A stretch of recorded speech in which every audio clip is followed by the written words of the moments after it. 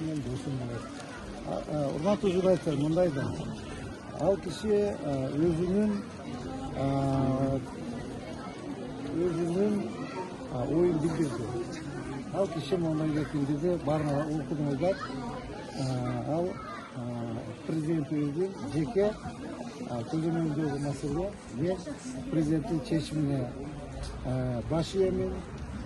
Анан мамлекетибизде жалпы эле коомчулукта эч кандай мыйзам бузуучулук болбош керек. Биз жалпы Кыргызстан боюнча ошол президентибиздин чыгарган чечимдерине баш ийиш керек деген оюн билдирди. Экөөнүн Садыр Кожоевич менен Камчет Кылычбаевичтин жеке мамилеси боюнча булар ажыралгыс достор. Булар нан тиштешип, кан тиштешип, Куран кармашып, шериктешип дос болушкан. Мен азыр ойлоп атам, мен деле билбейм, урматтуу журналисттер. Мен ойлоп атам, бул азыр мындай эле коомчулукта монтип эметип салдык да. Кудайга сетер Камчет Кылычбаевич келсе, кандай болот, эми алар өзү жеке сүйлөшөт. Мен лично оюмду айттым. Экөөнүн ортосуна жеке мамилеси, бул эки достун мамилеси, аны эч качан саясаттырбаш керек. Саясатты айландырбаш керек.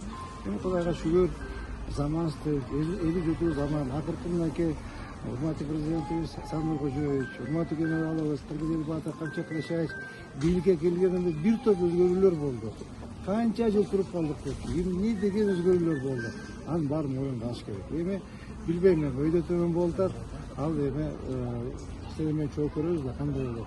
Жеке оюмду мен сизге айттым. Сизге дагы өзүнүн кадрлары бар да, сизге дагы.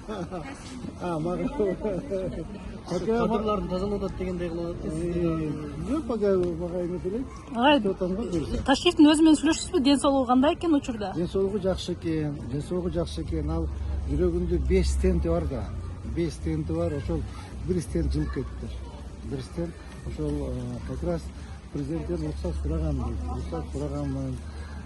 Ошол 15 күндө Германияга барып, ошол стентти кайта ордуна койдуруп, бир 10-15 күн барып, лечение алып келип, жооп сурагам деди.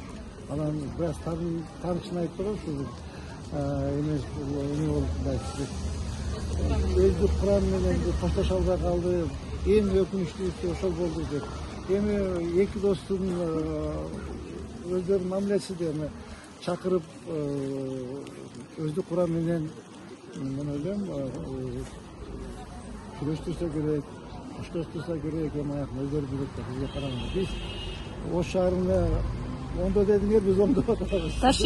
Ташиев качан келет Кыргызстанга? Качан келиш күтүлөт? Ташиев мен билбейт экен. Бурса келип калат.